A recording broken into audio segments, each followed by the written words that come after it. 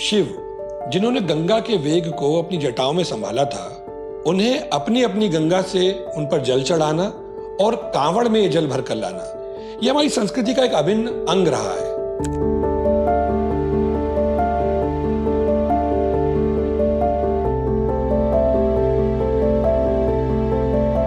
लेकिन क्या आप जानते हैं, शिव पर जो जल समर्पित किया जाता है, उसे जिस पात्र में लाया जाता है, वो कौन सा पात्र सही पात्र है?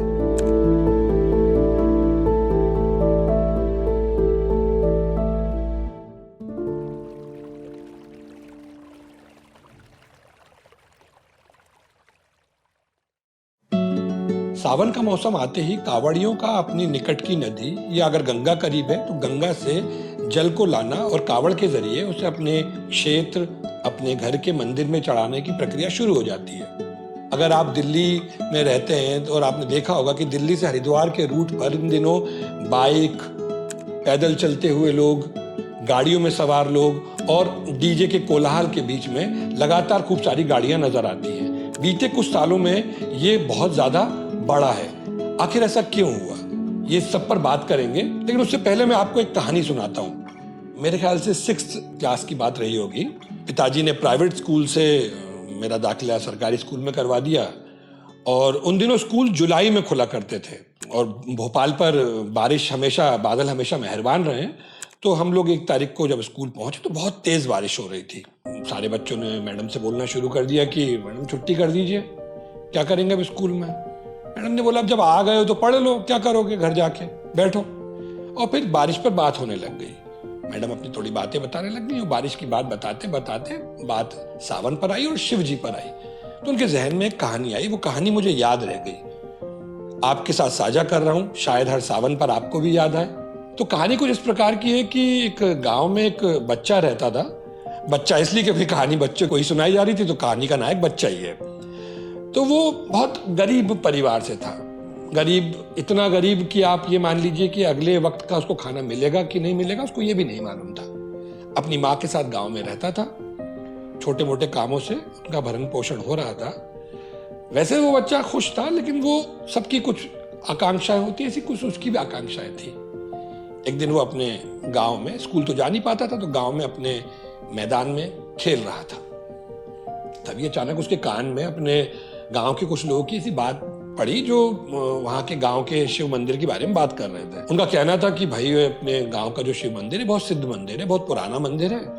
अगर आदमी सच्चे मन से इस पर जल चढ़ा देता है तो उसकी मनोकामना पूरी हो जाती है। बाल मन था, उसको लगा कि ये तो बहुत आसान है, जल ही तो चढ़ाना है, मैं भी चढ़ा दूंगा।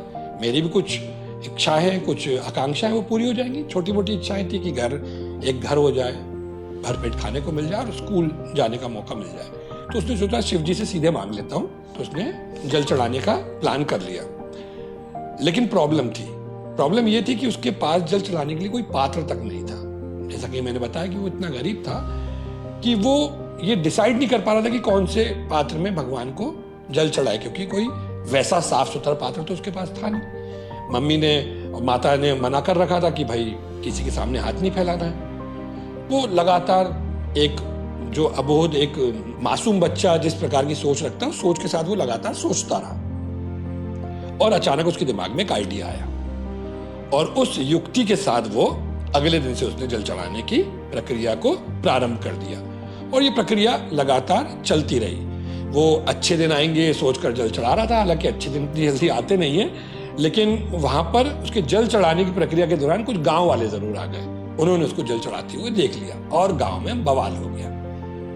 दरअसल हल्ला होने की वजह यह थी कि वो बच्चा अपने मुंह में पानी भरकर शिव जी पर चढ़ाता था। तो गांव में हो गया कि भाई ये हमारे आराध्य पर और शिव जी पर ये कैसा नास्तिक बच्चा कुल्ला कर रहा है। और उस पंचायत बुलाई गई। पंचायत बुला के उसके ऊपर सुनवाई शुरू की गई। कहा गया कि भाई इसको गांव से बाहर निकाला जाए। आपको क्या लगता है उसके साथ क्या हुआ होगा? और जब तक आप सोच रहे हैं, प्रक्रिया चल रही, तब तक हम कांवड़ियों की भी बात कर लेते हैं। कहानी पर फिर बाद में लौटते हैं। मेरा ऐसा व्यक्तिगत अनुभव रहा है जिसमें मेरी खुद जिंदगी की कुछ वाकये भी शामिल हैं।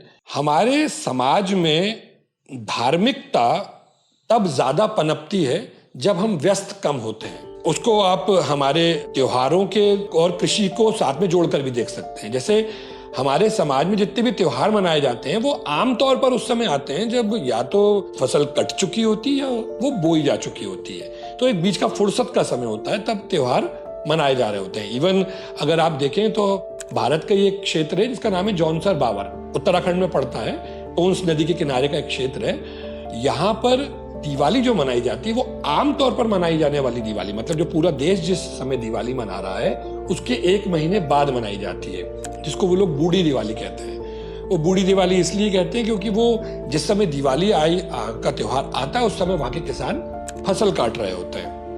तो चूंकि वो फसल काट रहे होते हैं तो वो त्योहार मना नहीं सकते, सेलिब्रेट नहीं कर सकते, इसलिए वो 1 महीने बाद इस त्योहार को मनाते हैं। तो कहीं ना कहीं वो व्यस्तता से हमारा समाज, हमारा धर्म जो है वो जुड़ा रहता है। अब अगर मैं इसको अपने ऊपर, अपने निजी अनुभव के आधार पर देखूं तो जब मैं जवान हुआ करता था, जब पढ़ाई चल रही थी या पढ़ाई के बाद जब नौकरी की तलाश चल रही थी, तो उस समय मैं ज़्यादा धार्मिक हो गया था क्योंकि नौकरी थी नहीं। हम लगातार दुर्गा जी का झांकी बिठा रहे हैं, 9 दिन तक बिल्कुल दिया खंडित ना हो इस बात की ध्यान रख रहे हैं, झांकी में बैठे हुए, तमाम प्रकार की चीज़ें चल रही हैं।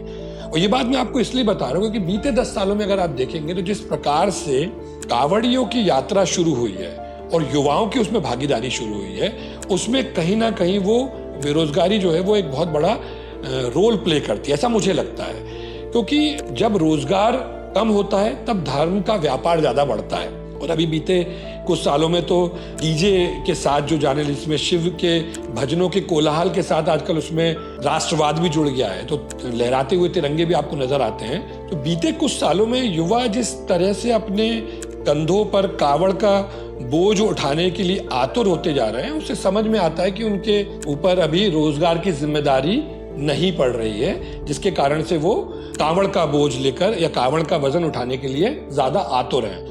खबरों की माने तो हिंदुस्तान टाइम्स की एक रिपोर्ट बताती है कि पिछले 1 दशक में मेरठ जिले में प्रवेश करने वाले कावड़ियों की संख्या में 250% का इजाफा हुआ है।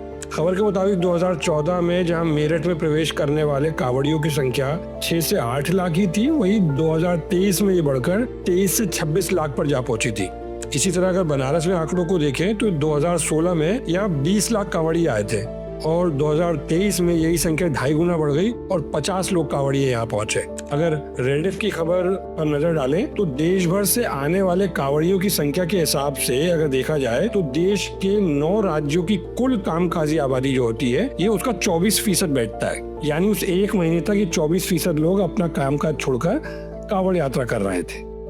मेरा एक कैमरामैन साथी है नितिन, एक बार उसने मुझे बड़ी दिलचस्प बात बताई कि पिछले कुछ सालों से उसके गांव में जो लोग हैं उनके बीच में कावड़ की जो का पात्र है, मतलब उसकी मात्रा या उसकी संख्या या उसका बड़ा होना, वो एक बहुत बड़ा शगल बन गया है। वो अब प्रतियोगिता हो गई है एक इस तरीके की कि जिसके पास जितना बड़ा पात्र है वो शिवजी का उतना योग्य पात्र है, और उसके क्षेत्र में भी उसको इसी तरीके से देखा जाता है।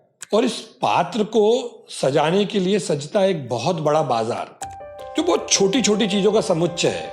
उसमें इतनी छोटी छोटी चीजें हैं कि अगर आप उनको देखेंगे तो आप उसको देखकर ये अंदाजा नहीं लगा सकते हैं कि ये वो चीजें हैं जो हर साल व्यापारियों के करोड़ों का वारा न्यारा करती हैं। अगर मैं लिस्ट पे बात करूं तो भगवा रंग की निक्कर, टी शर्ट, साफा, गमछा, कैप, फिर उसके बाद फोटो शिवजी की 3D वाली, नॉर्मल वाली, बैग, आगे बांधने वाला, पीछे बांधने वाला, कमर पर बांधने वाला, कपड़ा रखने वाला बैग, नीचे बिछाने वाली प्लास्टिक, वो शिवजी की मूर्ति को रखने वाली डोलची, उसमें रखने वाला प्लास्टिक के फूल, इसके अलावा शिवजी की खुद की मूर्ति, पीतल की भी, स्टील की भी, तांबे की भी, त्रिशूल और भगवान के भजनों से लोडेड USB पेन ड्राइव और ब्लूटूथ स्पीकर, ऐसी तमाम प्रकार की चीजें। और इसके साथ ऑफ कोर्स वो हल्के स्टील से बने हुए शिव जी को जल समर्पित करने वाले पात्र जो या तो स्टील के होते हैं या प्लास्टिक के होते हैं या फिर पीतल के होते हैं। और सबसे जरूरी चीज है कांवड़, जिसको सजाना, जिसके ऊपर वो रखना, वो भी अपने आप में एक बहुत मायने रखता है। उसमें जितनी भी चीजें हैं वो सब दिख रही हैं और सब एक प्लास्टिक से जुड़ी हुई है। और प्लास्टिक की चप्पलें, ये वो सामान है जो हर साल करोड़ों रुपए का वारा न्यारा करते हैं। और इन सारी चीज़ों के साथ एक व्यक्ति, एक कांवड़िया जो है वो एक अपने आप को एक योग्य पात्र साबित करने की कोशिश कर रहा होता है कि वो शिव जी का सबसे बड़ा भक्त है, अनन्य भक्त है। और इसके साथ नदी से सैकड़ों लाखों लीटर जो है जल निकाला जाता है। उस जल को निकाल के अपने अपने शिव जी पर समर्पित किया जाता है और नदी को भेंट चढ़ाई जाती है टनों प्लास्टिक। तो खैर हम वापस कहानी पर लौटते हैं और उस भक्त की बात करते हैं, उस बच्चे की जिसने मुंह में पानी भरकर शिव जी पर चढ़ाया था। तो उसके साथ पूरा एक पंचायत लगी हुई थी। जब वो सुनवाई चल रही थी तो उस दौरान एक संत वहां से गुजरे, उन्होंने देखा, उन्होंने उस बच्चे को अपने पास में बुलाया और उस बच्चे से पूछा कि बेटा मुझे ये बता कि आखिर तूने ये काम किया क्यों, तूने अपने मुंह में पानी भरकर शिव जी पर डाला क्यों। उस बच्चे ने बोला कि गुरुजी महाराज मैं तो अपनी माँ से सुनता आया हूं, मेरी माँ बोलती थी कि हमारे शरीर का सबसे साफ सुथरा अंग मुंह होता है, हम सब अच्छा अच्छा मुंह से ही खाते हैं, हमसे कहा भी जाता कि मीठा बोलो। और बताइए कौन ऐसा आदमी है जिसने मल मुंह में डाल लिया। अरे छोटी सी कोई गंदी चीज गलती से भी हमारे मुंह में चली जाती है, हम थूक देते हैं। तो मुझे लगा कि जिस मुंह में हम अपनी सारी अच्छी चीजों को रखते हैं, तो शिवजी पर जल चढ़ाने के लिए इससे साफ सुथरा पात्र तो कुछ हो नहीं सकता। तो मैंने अपने मुंह में जल भरकर शिवजी पर समर्पित किया। अब उस बच्चे को जो शुद्ध पात्र लग रहा था वो किसी को उल्ला करना लग रहा था। आपको क्या लगता है बताइएगा, मुझे भी और उन कांवड़ियों को भी जो हर साल इतना जल लेकर आते हैं।